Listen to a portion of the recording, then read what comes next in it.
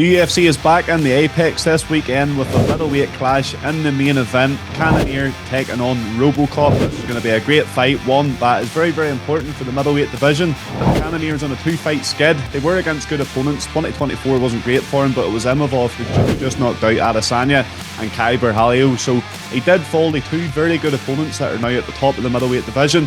Robocop, what a run he is on. We were there last time out. CLD, Christian Leroy Duncan, Robocop put on a bit of a clinic against him. Got the win. He was coming in as an underdog for that one too. He's on a 3-fight win streak. Does his win streak continue? I think for Robocop, like I say, it's such a jump up the rankings. I mean, going from CLD, no respect to CLD, or like I said, I think he's one of the great prospects we do have in the UK. But a jump from CLD all the way up to Jared Cannonier. Jared Cannonier has competed for titles. He's fought in 3 different weight classes in the UFC. But I think the golfing class, I think, is going to show. I think for Jared Cannonier, I agree with you. The 2 defeats, Buralo and Imavov, by all means, like we believe they could be competing together for a title shot next. I mean, for Cannonier, it's not a case he's falling down the mountain too far. Like I said, he's not losing to the likes of Brendan Allen or someone, like I said, lower down in the rankings like an Anthony Hernandez. So I think for Jared Cannonier is a chance now to remind himself that, you know, he's still a top contender. Now, I know he's plus 40 now. I think he's you know, just hit the 40 mark. So it could be on his way out of the sport. But look, I think the drop in class from Robocop against his last opponents in Buralo and Imavov, it's such a difference. I think Cannonier's actually just going to show his class and show his ability. Now, I don't think it's something that will be done very quickly. Like I said, I think Cannonier is going to be looking probably later in the fight to possibly get a finish in this fight. By all means, finishing Robocop is, you know, a great, you know, moniker to have. I mean, Robocop is someone we do associate with his face being split open, you know, with that horrible cut that he did have a few years back. So, yeah, I think for Cannonier, it's a real opportunity to just remind everyone who he is. This is a man who is a well-respected UFC veteran, like I said, fought in 3 different divisions. I don't know if a title run is back on the card at plus 40 years of age is unlikely, but this is a chance now to sort of not necessarily go out on a high, because I don't think anyone should really retire in the Apex. I think you want to retire in front of a crowd. So I think he's just come off a big loss. By all means, if he wants to get a rematch with Izzy, he didn't get finished by Izzy, he could call for that. But for Cannonier, I don't know if it's title shots. I don't know where his head is at, to be honest, when it comes to, you know, where the motivation he's finding for this fight. But I am going to back him. I'm still going to think he's going to get the win here.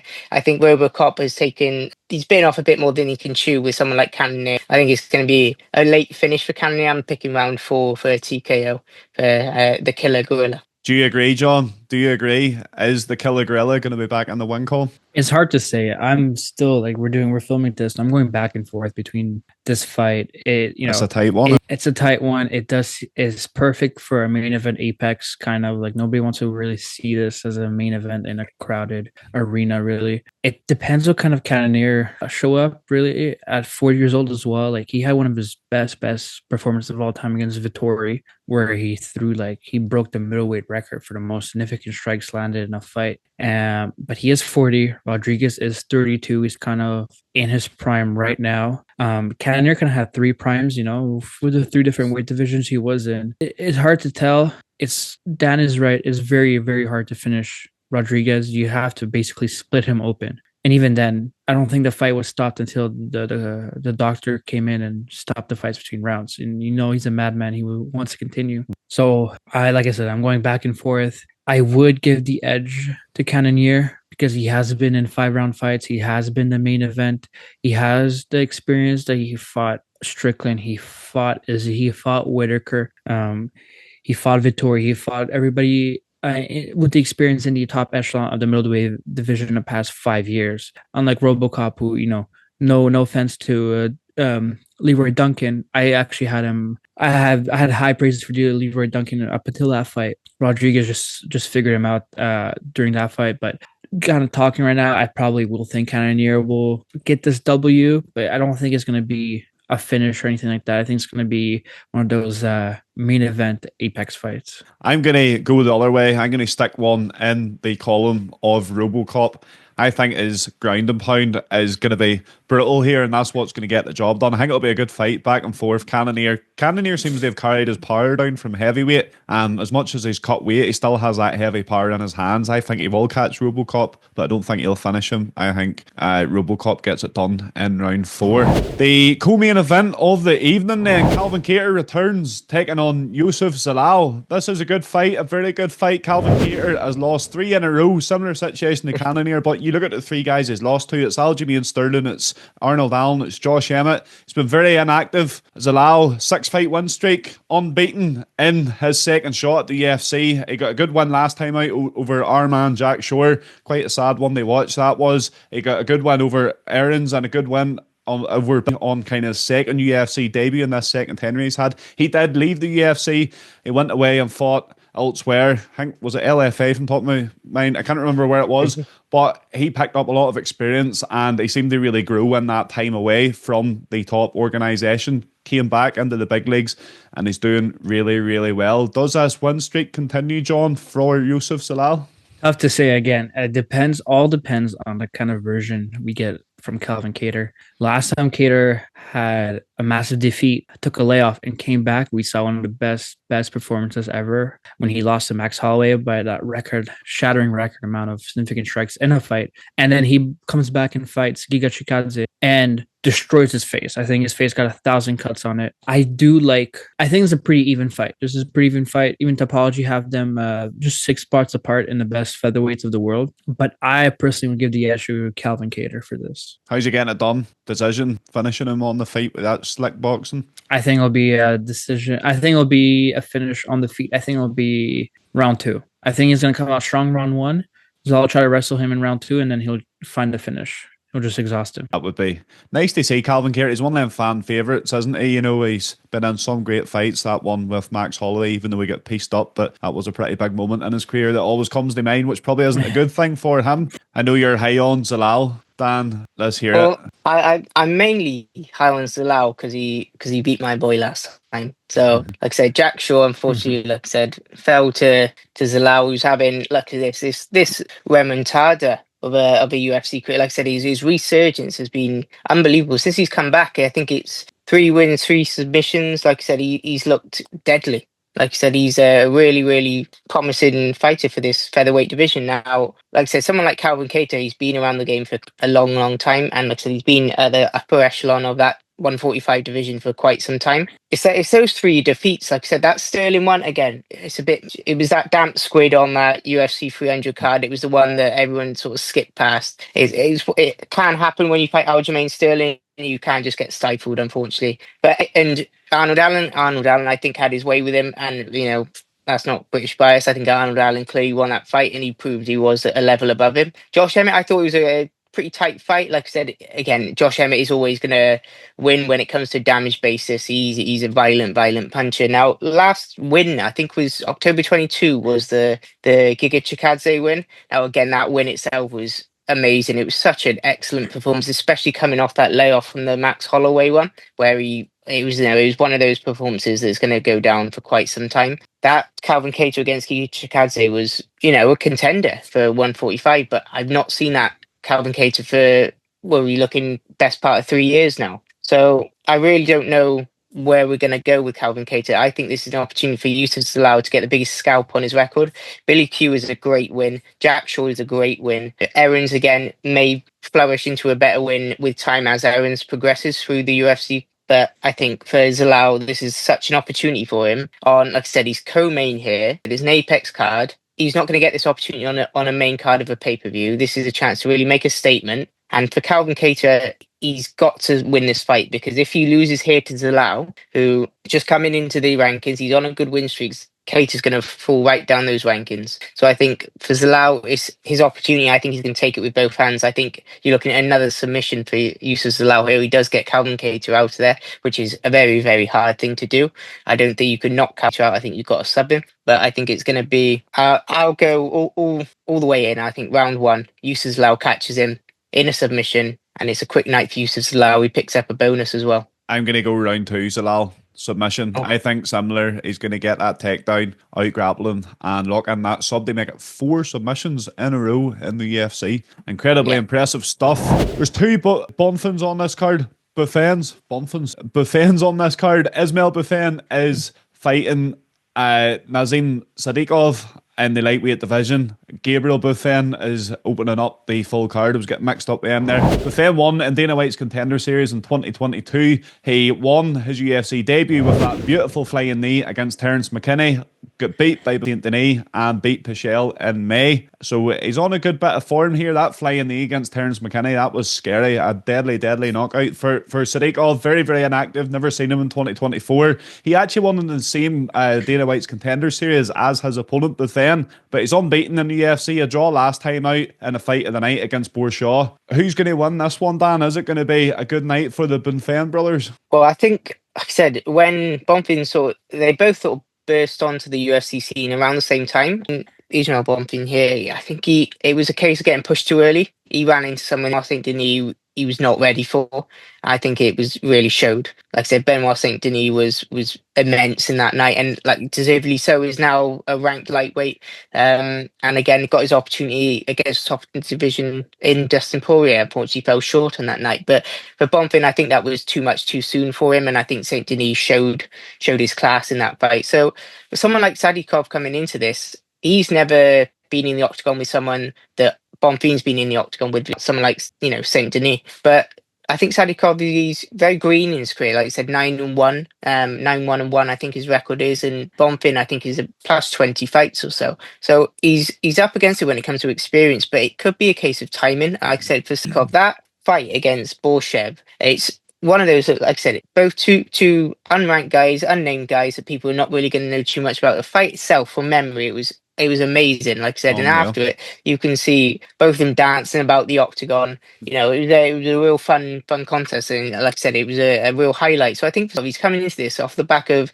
something you can really take pride in and a great performance. And I think it might carry him through here. Like I said, for Bonfin, it's, one win here, a loss here, a win again against Pichel. Now, like I said, I think Sadikov may be the underdog coming into this one. And like I said, it's something that I would lean towards. I think Sadikov on a decision, like I said, the fight against Borshev, Sadikov's not someone you can smash and get out of there. So I think Sadikov can really take this to deep waters, and we're looking probably maybe a 2-1 split. I think Sadikov can pick up a decision win here. I'm going to agree with that one. I'm going to go for a Sadikov decision win. I think it'll be a great fight. I think both guys will get cut up and will have success, but I think Sadikov gets it done. Are you going to make it a hat-trick here, John? Of course you're not. I'm going the opposite. I love it. I'm going the opposite just because what Dan said there, he's Sadikov is very green still, right? I don't know in terms of his other outside of MMA, his career, his record, but Bonifim has 20. He's going to his 25th MMA fight, and even if you add up Sadikov's outside of MMA, whatever, there's kickboxing or wrestling fights, Ismail and Bonifim's together will probably be way over 25. Definitely will be over 30. I think just experience here, and I think Bonifim was rushed into the UFC. That's how the UFC saw him. There was high praises for him. I think he was a bit rushed. He got that amazing knockout as well in his home country, if you remember that, in Brazil. Kind of wanted to, they wanted to jump sprint him to stardom, but I think it was too quick, especially with Benoit Saint Denis. And you kind of get his confidence back with a win versus Pikel. I think that he'll continue like this. It won't be easy. I do think it'll also probably go to decision, even split decision. It might go, and I'm kind of going opposite of Dan. I think it's going to be 2-1. Judges will see for Bonifim. I'm glad you're going the other way. It'll make it interesting. That is a really good fight, one that I am looking forward to. It's kind of the new wave in Sadikov taking on the experienced Bonfin, so going to be a good one. Jose Delgado against Conor Matthews then. Jose Delgado is my guy. This is the debut I've been really looking forward to. Bit of an anecdote here. The reason I'm so high on him is because he was on Dana White's Contender Series, as both of these guys were. There's quite a lot of Dana White's Contender Series graduates on this card, but Delgado, so on the very first episode of Season 8, Lonnie Kavanagh went out, got that unbelievable knockout. I was watching it. Next up was Jose Delgado, and I think his finish on that kind of went under the radar because of what Lonnie Kavanagh had just done before. He landed a beautiful knee as his opponent Juarez stepped in. Brutal knee to the body. It was unbelievable in round one. I'm high on Jose Delgado. I am a big fan. He's taking on Conor Matthews. John, are you as high on Jose Delgado as I am? Yeah, I believe so. I think we saw Connor Matthews now twice in the contender series. I think we saw him lose to Francis Marshall, and since Marshall came to the UFC, he wasn't doing that well. And then he went back to his promotion. He won there. He went back to contender series, did win, and then he lost his UFC debut. So it looks like Matthews is like an in betweener. I think Delgado will have a field day. I could see this fight going. I think just to show off his submission skills, after getting a knockout contender series, he will submit Connor Matthews. I would say round one as well. I think he's going to have a good streak, and I think this is going to be a bright prospect for the featherweight division. I love it. I love how high you are on him as well. I'm going to go for a round 2 KO for my man Jose Delgado. I think he gets it done on the feet. Are you going to make it a hat-trick this time, Dan? We all have to agree on one of the picks here.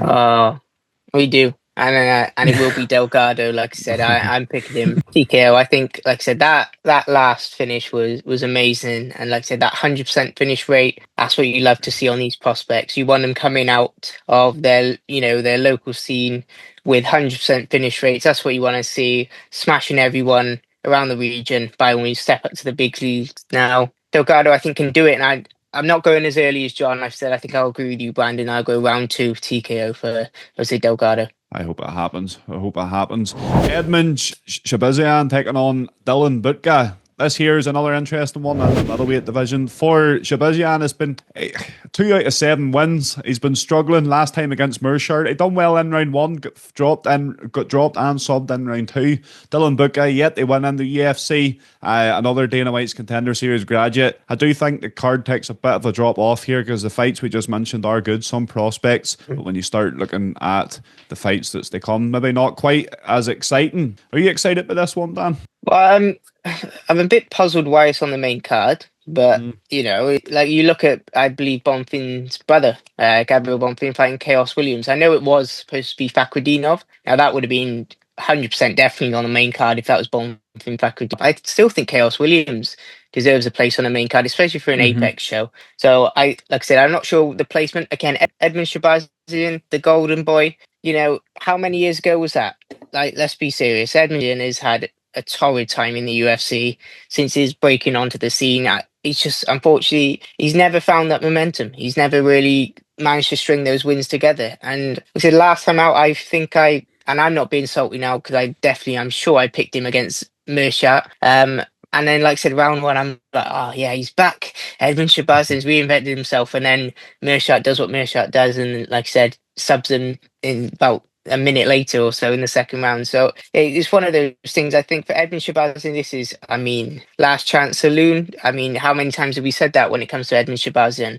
Because he'll win this fight, and then what will he do his next fight? Unfortunately, he will pick up another loss. So it's unfortunate for Edmen Shahbazyan. He just can't build that momentum. Whether it is a case of taking a stint back outside the UFC and then building momentum and then coming back in on a win streak, I think that might be good for him. But I think here, like I said, Dylan Budka, he's made for Shahbazyan. This has to be a win. And like I said, I'd love to see a finish, but I don't know if Edmen's got it in him to finish it. By all means, I'd like to see it. I wouldn't back it. I think it's going to be a decision. But I think Shahbazyan does pick up a win here. Again, where he goes from here, I'm not quite sure. He may even still, like I said, I don't know how many fights he's got left on that contract of his. But I think for Edmen Shahbazyan, unfortunately, it's, from the hypes he was built up to be, it's been a bit of a mixed tenure in the UFC, and I think it's slowly petering out here against Dylan Budka. Hey, look, if he knocks him out in the first round, by all means, we'll all get high on him again. What do you think, John? Are you getting high on him again? Do you think he gets back in the win call? I'm not high on him, but I do think he will get a win. I agree with Dan. Budka is made for him. I'm not impressed with Budka. I don't even remember his Contender Series fight. He went to a decision. I feel like Dana just get some of these people to get a few wins for other people and just to build up a record. Honestly, the way Edmen Shahbazyan was hyped up when he just got to the UFC, when he was training with Ronda Rousey, I think it was too much hype for him, for somebody who can handle. He does train Extreme Couture now. He's under Eric Nipsick. So he has been there for a few years now. He trains with Sean Strickland, with Chris Curtis and Gon and all those people. But I don't know if he's at that level, especially everybody in the middleweight. If you could even compare him, Strickland, Curtis, they're all middleweight division. They're all fighting there. And he just doesn't, I don't think, he's just not there. And it should be a win. I am curious to see what they do with him after this fight. However, I don't know as well his contract situation, how it looks like, but I do see this as a scenario where they might cut him if he doesn't produce a big first round head kick knockout. But I am going with him. I'm going with Shahbazyan decision as well. I think Budka's kind of, as Dana would say, very durable guy. I'll make that 3. I'm going for a Shahbazyan decision as well. I think if he can keep this on the feet, which I think he will be able to, I think he'll be comfortable enough and he will get that win that he has long awaited for. This is a 6-fight main card, so we've got one left. Rodolfo Vieira taking on Andrei Petroski in the middleweight division. Vieira will be pretty much exactly 1 year since he fought. I think it was the 10th of February or something last time he fought, where he got an arm triangle win in round 1. Petroski beat Budka, who we've just mentioned, actually. Look, this is a very 50-50 fight. This is one I've been thinking about it a fair bit, and I keep wishy-washy and they keep changing my mind. It could go either way. I'll actually start this time. I'm going to go for a Vieira round 2 sub. I'm going to go for another head and arm, as he seems to love that choke. I think he's got like 4 or 5 of them on his record. John, I'll let you start us with this one. Yeah, 50-50 fight. It's something. These fights are kind of odd. I think when you said it dropped off, it really drops off. We're getting a 33-year-old off a massive cliff. Oh, really? And especially like UFC 312 is going to be right before this, so let's see how this follows up. But I will go Vieira as well. Submission. I think he has superior jiu-jitsu skills and wrestling skills. We'll be too excited for this fight. I hope Vieira finishes quickly so we can get faster to the fun fights. So I'll also go Vieira submission. We'll make it cool if it's a head and arm choke. Do you think so, Dan? Are you going 3 head and arm chokes here? 3 picks by head and arm choke? If this comes in, this is getting clipped and put all over social media. It's got to be, isn't it? You know, it's Rodolfo Vieira. We're not going anywhere else than a head and arm choke. Like I said, Petroski, I think you both summarized it well. He's one of those names that come across that Dana's going to keep around. Like I said, he's there for stocking up on prelims. He's there for Apex main cards. He's a reliable name that you can chuck in. My living memory of Petroski. Now I know he's fought since, but that fight against Jacob Malkoun when he ran into his hip and like knocked himself out. I just can't think of anything else when I think of him. So if I got someone like Rodolfo Vieira, the black belt hunter, on the other side, I'm picking Vieira every single time. I'm sorry, it just is happening. I think he's subbing him. Round 1, I think he's getting it done. They're dry, like I said, no chance. As soon as he gets a hold of him, Vieira's getting this done. A very quick night at the office. Round 1, submission, and of course it is a head and arm choke. What else would it be? I thought you were going to say Vieira by hip thrust there. No. No. Well, if you're tuning into the fights this weekend in the Apex, make sure and enjoy them. We have sort of slated the last few fights there, but they'll probably end up being bangers. They usually are when they don't look good on paper. Thank you very much for tuning into this video. Make sure like, share and subscribe and hit the bell so you get a notification when the next video goes live, and we'll see you in the next one.